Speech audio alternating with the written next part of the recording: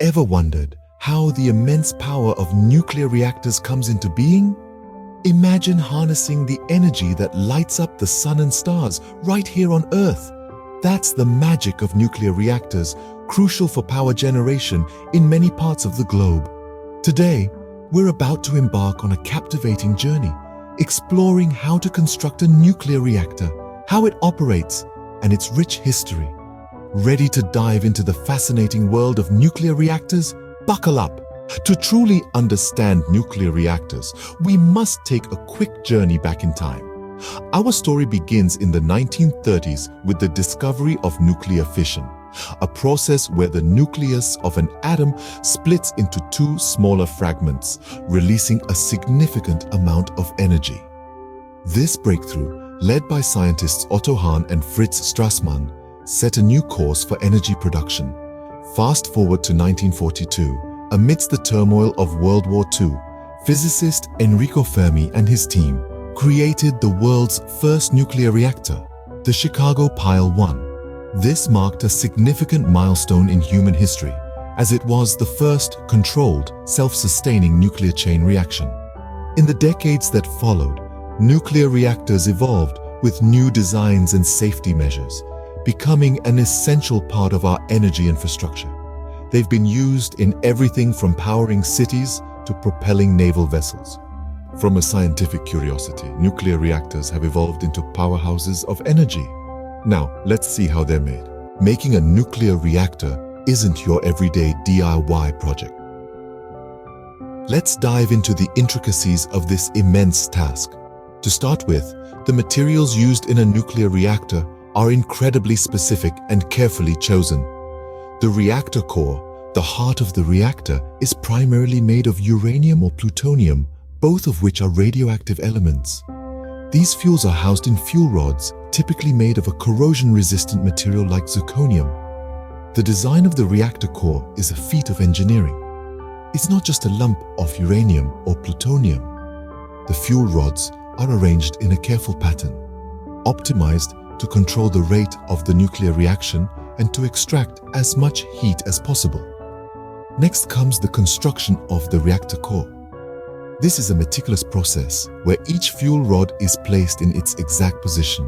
It's like the world's most complex and dangerous game of Tetris.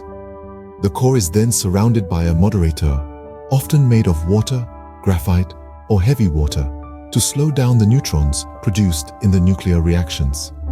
The containment structure is another critical aspect. This is the last line of defense in case of an accident. It's typically a thick, steel-reinforced concrete shell built to withstand the immense pressures and temperatures that could result from a nuclear meltdown. But there's more to a nuclear reactor than just the core and containment.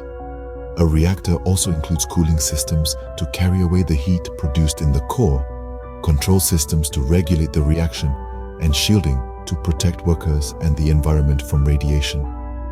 Each of these components is a marvel of engineering and science, designed and built with the utmost care and precision. The stakes are high. Any mistake or oversight could lead to disaster. And there you have it, the complex process of constructing a nuclear reactor, from the careful selection of materials through the intricate design and construction of the core to the robust containment structure and other key components. So, we've built our reactor, but how does it actually work? Let's turn the key and see what happens next. In the heart of a nuclear reactor, a dance of particles fuels our homes and cities. At the center of this dance is a process called nuclear fission, a kind of atomic breakup. It starts with a neutron, a subatomic particle, speeding toward a uranium atom in the reactor's core. With a collision, the uranium atom splits, releasing a tremendous amount of energy as heat. But it doesn't end there. The split also releases more neutrons, which go on to collide with other uranium atoms, creating a chain reaction of energy release. This chain reaction is tamed by control rods. These rods, made of materials like boron or cadmium, absorb some of the excess neutrons, slowing down the reaction and preventing it from getting out of hand. It's like having a brake in a car. It allows us to control the speed of the reaction. Now let's get back to that heat we mentioned earlier. This heat is the beating heart of the reactor, the engine that drives the production of electricity.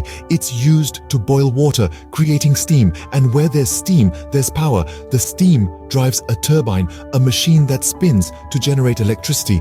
But it's not over yet. After the steam has done its job, it's cooled down and turned back into water. This water is then sent back to get heated up by the reactor, and the cycle starts all over again.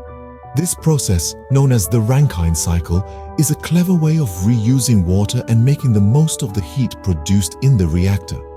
From the core of the reactor, where atoms split and release energy, to the spinning turbine that generates electricity, every part of a nuclear reactor works together in a complex, carefully controlled dance. It's a dance that takes place in nuclear reactors across the world, powering cities and homes with the energy locked inside tiny atoms. From tiny atoms to massive amounts of power, that's the magic of nuclear reactors. Today, we've unraveled the mystery of nuclear reactors. We've journeyed through the annals of history to witness the birth and evolution of these colossal powerhouses. We've seen how the seed of an idea sprouted into the first nuclear reactor, a testament to human ingenuity and our relentless pursuit of knowledge. We've delved into the intricate process of constructing a nuclear reactor, a symphony of science and engineering that allows us to harness one of the most potent forces in nature.